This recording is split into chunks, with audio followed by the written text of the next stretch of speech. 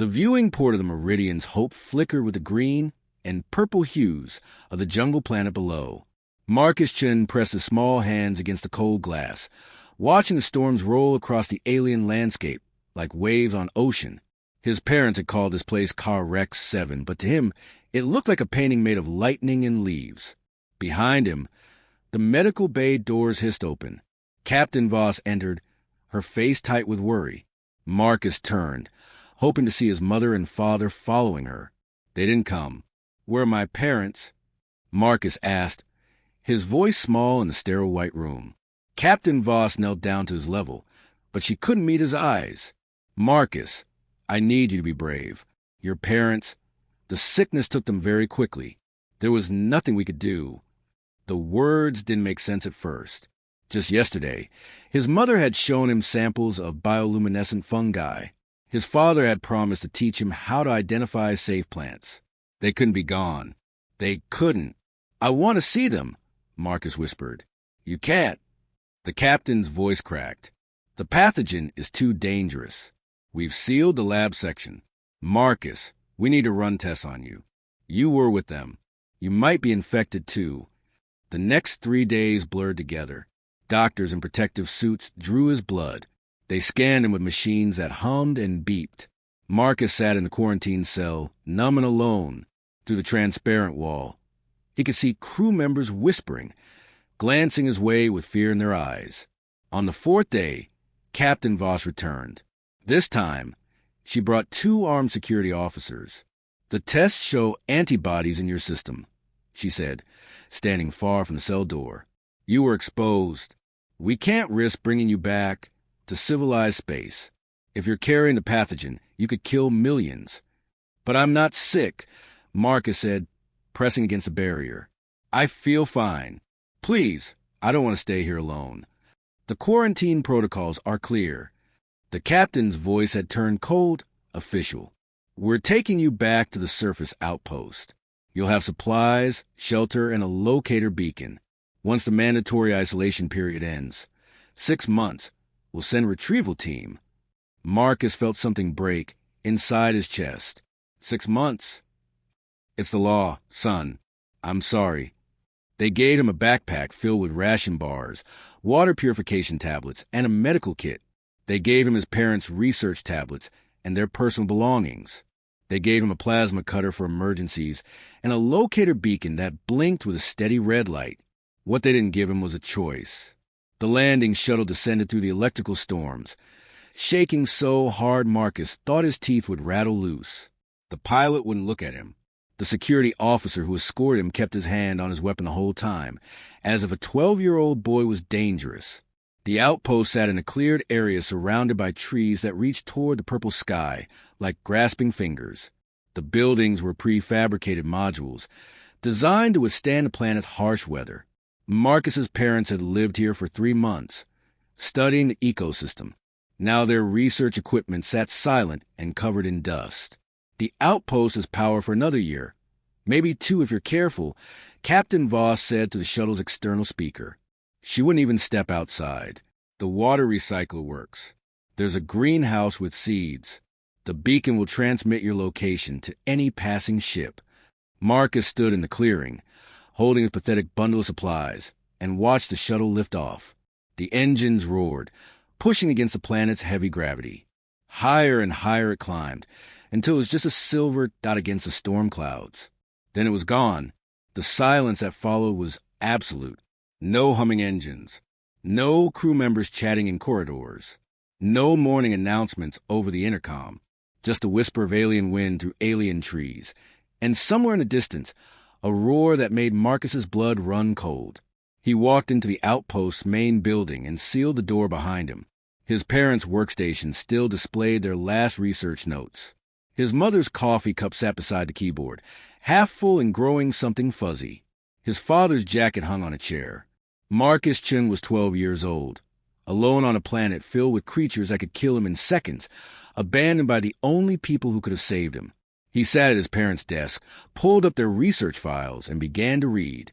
If he was going to survive, he needed to learn everything they knew. The first night, he cried himself to sleep. By the second night, He had stopped expecting rescue. By the third night, he had started planning how to live. 3 months had passed since the shuttle disappeared into the clouds. Marcus had learned to sleep through the nightly roars of predators circling the outpost. The perimeter fence hummed with electricity, keeping the ground hunters away. But every morning he found new claw marks in the dirt just beyond the barrier. He spent his days reading his parents' research files. They had documented everything about Car Rex 7 with scientific precision. The planet had 3 major predator species, dozens of herbivores, and weather patterns that could kill an unprotected human in minutes. But buried in his mother's notes, Marcus found something interesting. The animals weren't random in their movements. They followed patterns, migrating with the electromagnetic storms that swept across the continents. The largest predators were called sky reavers. His father had written pages about them with a mixture of fear and admiration. They were massive flying creatures, their wingspans longer than the outpost buildings. Bioelectric organs in their bodies let them sense the planet's magnetic fields, navigating through storms that would tear apart any human aircraft. They hunted in groups, their scales shimmering with colors that shifted from deep blue to bright silver, depending on the electrical charge in the air. Marcus watched them from the outpost observation tower. They moved like dancers in the sky, coordinating their flight patterns with calls that sounded like thunder mixed with music. His mother had recorded their vocalizations, noting that different sounds meant different things. Warnings, greetings, claims to territory. By the 6th month, the month when rescue was supposed to arrive, Marcus had expanded his world beyond the outpost. He mapped safe zones using his parents' data, learning which areas the predators avoided and why. The greenhouse provided vegetables, and he had figured out which native plants were edible by carefully testing small amounts. The locator beacon still blinked its steady red light, broadcasting to empty space. No one came. On the first anniversary of his abandonment, Marcus encountered his first sky reaver up close. He was collecting water samples from a stream 2 kilometers from the outpost when he heard the distress calls. High-pitched and urgent, they came from a rocky outcrop nearby. His survival instincts screamed at him to run. Instead, he climbed. The juvenile sky reaver was trapped between 2 boulders, one wing bent at a terrible angle. 3 ground predators, pack hunters with blade-like claws, circled below. They couldn't reach the creature, but they were patient. Eventually, it would weaken and fall. Marcus should have left. One boy with a plasma cutter couldn't fight. 3 predators designed by evolution to kill. But the sky reaver's eyes found his, and he saw something in them. Intelligence, understanding, fear. He thought of how his parents had studied these creatures with respect, not just as subjects, but as fellow beings sharing this world. He thought of how the crew of the Meridian's Hope had looked at him with fear and disgust before abandoning him here. Marcus adjusted the plasma cutter to its widest beam setting. The predators below noticed him now, their attention split. He fired 3 quick bursts in the ground near their feet, creating walls of superheated rock. They shrieked and scattered, retreating into the forest. The juvenile sky reaver watched them approach. It was still bigger than Marcus, even wounded, with talons that could tear him apart. Its scales glowed with a dull orange color, what his mother's notes had identified as pain or distress. "I'm going to help you," Marcus said, knowing it couldn't understand his words, but hoping his tone would communicate his intent. He used his father's medical knowledge and his mother's behavioral observations. He splinted the wing using materials from his pack, working slowly while humming one of the calming sounds his mother had recorded. The sky reaver didn't attack. It stayed still, its colors gradually shifting from orange to a cautious yellow-green. When Marcus finished, he climbed down and stepped back. The sky reaver tested its wing, finding it secured. It looked at Marcus for a long moment, then made a sound, soft, almost questioning. Marcus played a recording from his tablet, one his mother had labeled as acknowledgement or thanks. The sky reaver's colors brightened to blue. It made the same sound back to him. Over the next week, the sky reaver stayed near the outpost. Marcus brought it food, fish from the stream, small animals from his traps. Each day it grew stronger. Each day it responded more readily to the recorded sounds Marcus played. When its wing had healed enough to fly, Marcus expected it to leave. Instead, it landed on the outpost roof at dawn, calling to him with a sound his mother's files had never documented. Something new, something meant just for him. Marcus climbed to the roof and stood beside the creature that could have killed him but chose not to. He placed his hand on its scaled neck, feeling the electric hum of life beneath. "I'll call you Tempest," he said. The Sky Reaver's colors rippled with shimmering silver, and for the first time in a year, Marcus smiled. He wasn't alone anymore. For years had transformed Marcus from a frightened child into something the galaxy had never seen before. His skin had darkened from constant exposure to Ka Rex, Seven's purple sun. His muscles had grown strong from climbing cliffs and hauling equipment across dangerous terrain. He wore armor now, pieced together from shed Sky Reaver scales that he had carefully shaped and bound with synthetic fibers from the outpost supplies. Tempest had become more than a companion. She had become his partner, his translator, and his gateway into a world humans had never truly understood. Through her, Marcus had met other Sky Reavers. At first, they had been suspicious of the strange small creature that traveled with one of their own. But Marcus had proven himself useful in ways they couldn't ignore. The electromagnetic storms that swept across Ka Rex. Seven were beautiful but deadly. Even the Sky Reavers, with their natural ability to sense magnetic fields, sometimes miscalculated. Marcus had discovered that the equipment in the outpost could predict storm patterns with greater accuracy than instinct alone. When he warned Tempest of an unusually violent storm approaching her flight's nesting area, she had led her family to safety. 12 Sky Reavers survived because of information only Marcus could provide. After that, they started listening to him. Marcus established his first rookery in the 3rd year. It was a sheltered valley between 2 mountain peaks, where the magnetic fields created a natural calm zone. Storms rarely touched it, and the cliffs provided perfect nesting sites. He marked it with solar-powered beacons that emitted frequencies the Sky Reavers associated with safety. Within weeks, families began arriving, recognizing the territory as protected. By the 4th year, Marcus had mapped 17 such locations across the continent. Each one became a sanctuary where Sky Reavers could nest, raise their young, and rest between the exhausting migrations. In return, they accepted his presence in their flights. They learned his signals, understood his warnings, and most remarkably, they began to protect him. The harness had been Marcus's greatest engineering achievement.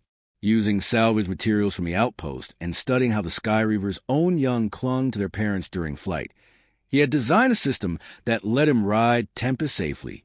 The first test flight had been terrifying, rising into the sky with nothing but leather straps and his trust in a creature most humans would call a monster. But Tempest had flown smooth and steady, her colors glowing with what Marcus had learned to recognize as pride. Now Marcus flew every day. He soared above the jungle canopy, feeling the wind tear at his makeshift flight suit. He learned to read the air currents the way the Sky Reavers did, to sense when a storm was building by the way the electrical charge made his hair stand on end. He mapped the planet from above, documenting resources and territories that no human database had ever recorded. Other Sky Reavers began following him. When Marcus flew with Tempest, a dozen others would join their formation, treating him as part of the flight. They had even given him a designation, a series of calls and electrical pulses that his translator equipment struggled to interpret. The closest translation his mother's research files could provide was Storm Speaker or perhaps Skykeeper. Marcus preferred to think of himself as a guardian. He protected the rookeries from ground predators by setting up defensive perimeters.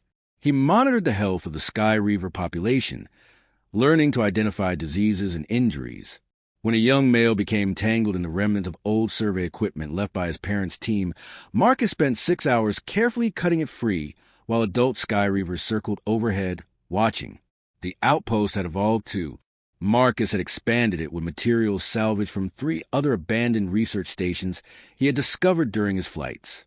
Solar panels covered every available surface. The greenhouses produced enough food that he could trade surplus vegetables for meat with the Sky Reavers. They learned to bring him fresh kills in exchange for the sweet fruits they particularly enjoyed. He had built aerial outposts as well, small platforms anchored to cliff faces and tall trees, stocked with emergency supplies and communication equipment. They formed a network across the planet, safe havens where he could land during long flights. Some of the bolder Sky Reavers had started using them too, perching on the reinforced platforms to rest. Marcus stood on one such platform now, watching the sun set over his domain. Tempest rested beside him, her scales glowing soft blue in the fading light. Around them, 19 other Sky Reavers settled onto nearby perches, their calls echoing across the valley. Below, the jungle teemed with life.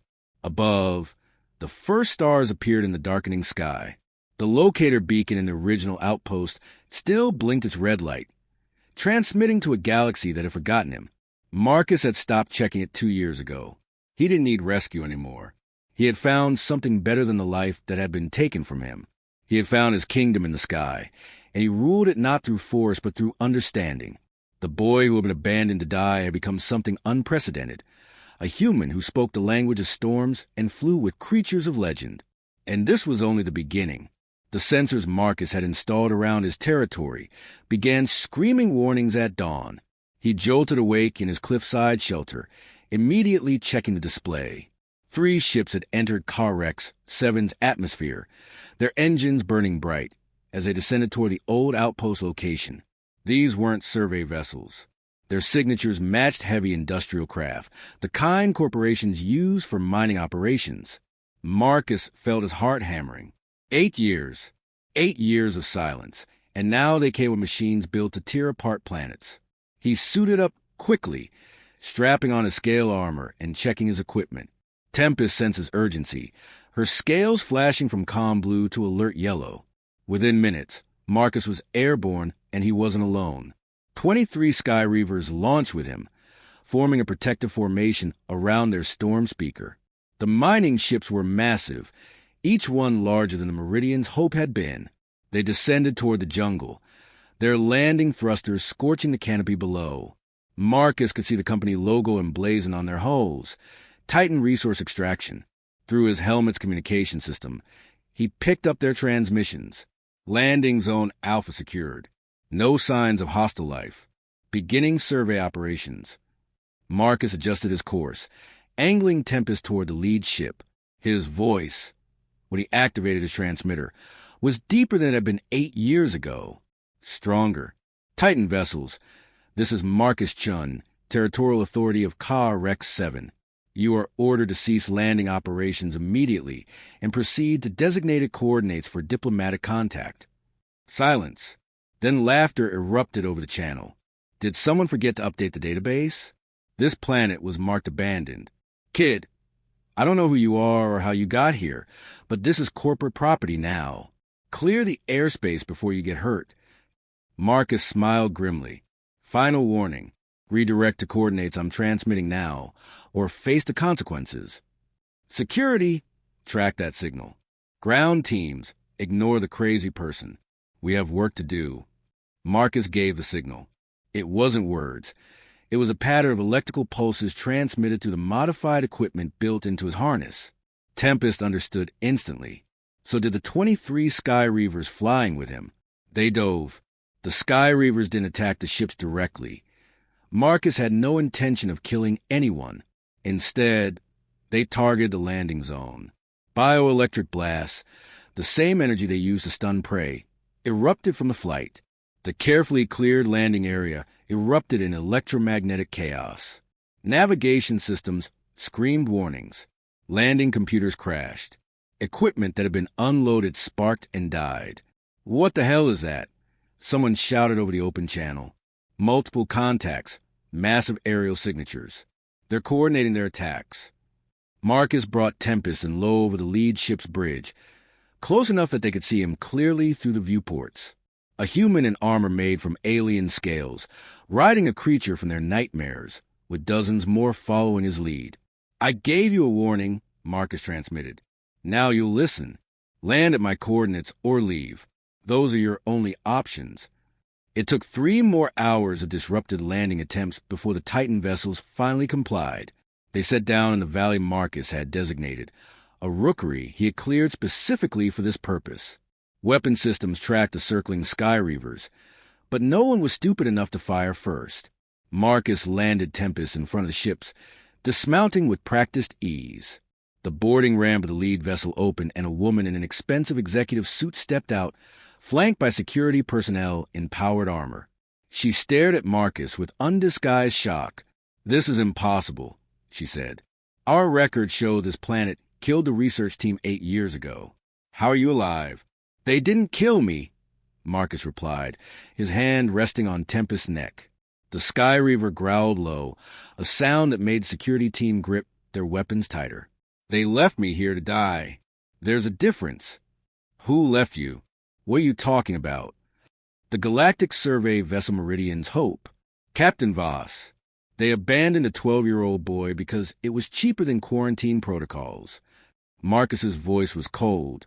"I survived. I adapted.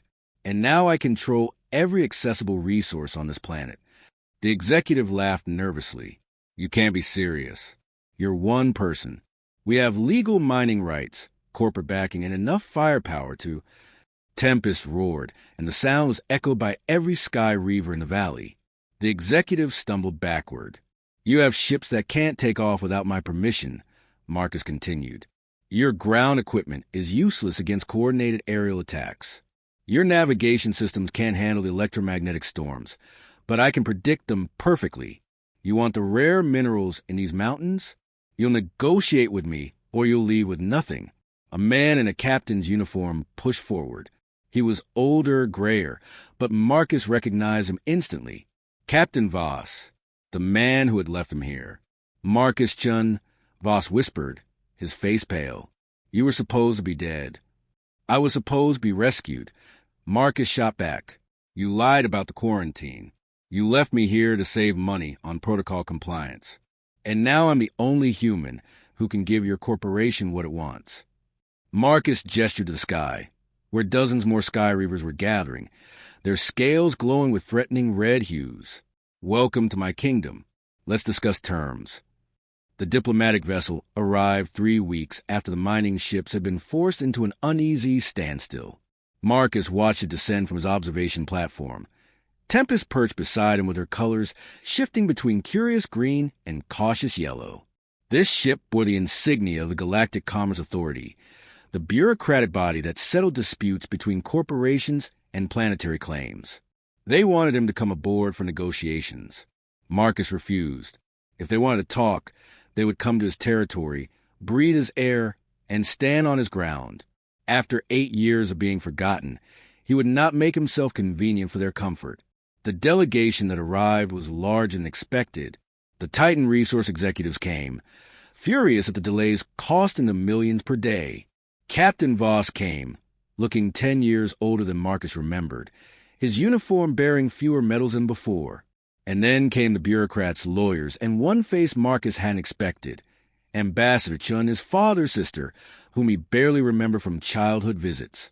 She was the first to speak when they gathered in the reinforced meeting hall Marcus had constructed in his primary rookery. Around them, Sky Reavers perched on the cliffs, watching with intelligent eyes. "Marcus," his aunt said, her voice breaking, "we thought you were dead. When the Meridian's Hope reported the pathogen outbreak, the company sealed all records. By the time I learned what happened, 5 years had passed. I've been searching ever since." Marcus studied her face, looking for lies. He had learned to read the subtle color shifts in Sky Reaver scales that indicated emotion. Human faces seemed crude by comparison, but he saw a genuine pain in her eyes. "They told you I was dead?" Marcus asked. The official report said total loss of the research team, including family members. She glared at Captain Voss. No mention of abandonment. No mention of a child left behind. Voss looked like he wanted to disappear. The quarantine protocols were fabricated, Marcus interrupted. He pulled up his parents' research files on a holographic display. "My mother's final notes prove the pathogen was never transmissible to humans. It only affected a specific alien species my parents were studying. You left me here because processing quarantine paperwork would have delayed your schedule and cost the company money." The Galactic Commerce Authority representative, a thin man named Administrator Kell, leaned forward. "These are serious allegations. However, the immediate issue is Titan Resources' legal mining claim. This planet was classified as uninhabited and dangerous to human life. The company purchased extraction rights through proper channels. Uninhabited, Marcus stood, gesturing to the Sky Reavers above. There are 17 distinct family groups of Sky Reavers on this continent alone. They have social structures, communication systems, and territorial behaviors that indicate sapience. My parents documented it. I've expanded that research for 8 years. This planet isn't uninhabited. It's home to an intelligent species that humans never bothered to understand. The Titan executive, a woman named Director Marsh, scoffed. They're animals, dangerous predators. The law doesn't grant sovereignty to non-spacefaring species. As if on cue, Tempest launched from her perch and landed beside Marcus with perfect precision. She made a series of calls, each one distinct and purposeful. Marcus touched the translator he wore, and the device converted her sounds into approximated meanings. Greeting, territorial claim, warning to outsiders.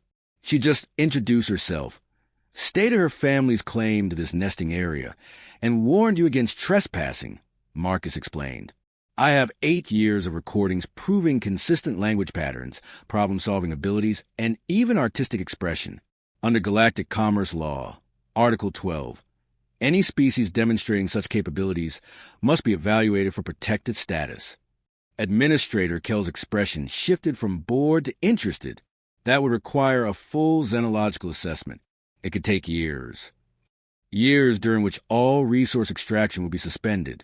Marcus's aunt added, a slight smile on her face. She was a lawyer, Marcus remembered now. A good one. Director Marsh's face reddened. This is extortion. We've invested millions in this operation. Then you should have done proper surveys, Marcus replied calmly. But I'm not unreasonable. I'm willing to negotiate limited mining rights in specific zones that don't interfere with Sky Reaver territories.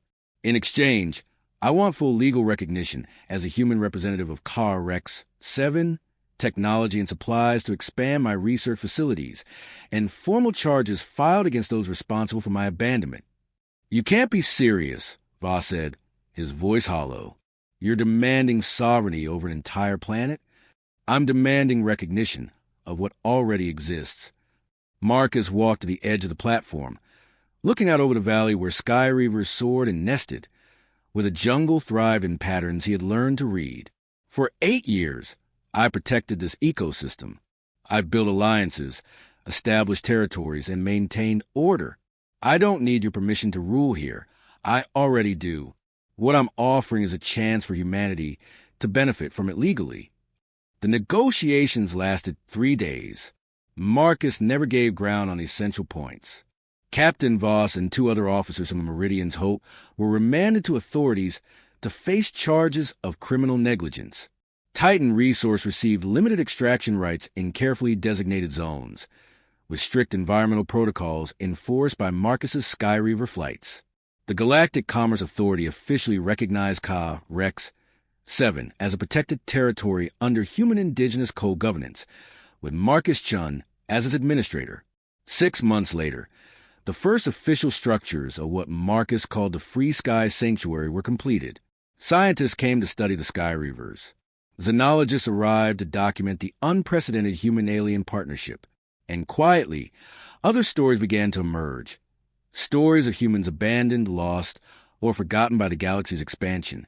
They started coming to Ka Rex 7, seeking refuge in the place where a boy had refused to die. Marcus stood on his highest platform, watching the sun set over his kingdom. Tempest beside him, his aunt working in the research center below, and 43 Sky Reavers spiraling through the purple sky in patterns that resembled celebration. The boy they abandoned had become the Sky King, and his reign was just beginning.